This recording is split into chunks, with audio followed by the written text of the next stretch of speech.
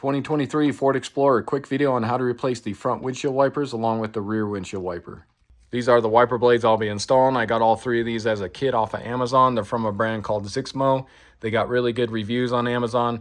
So check out my description there. I'll put a link in there for them. All three of these were about $23, which is what you'll pay nowadays for a single wiper blade if you go to one of the auto parts stores. Starting out on the driver's side one, you're just gonna pull your wiper blade up.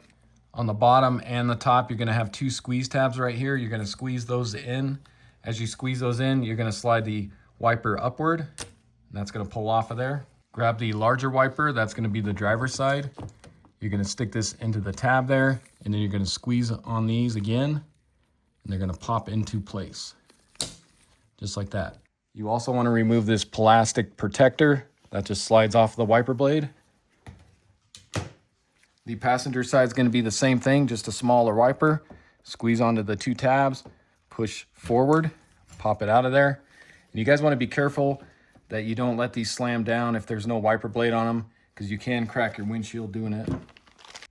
Grab the new wiper, get your tab in there, squeeze these two, pop it into place, remove your protective plastic. So the rear wiper, you're going to need a flathead screwdriver. This is the new wiper. As you can see, it's gonna pop. There's a rod in there and it just pops into this little hole here on the wiper. So it just snaps into place pretty much. So you need a flathead to either get up under this portion right here, and then you're gonna pry and it'll pop off.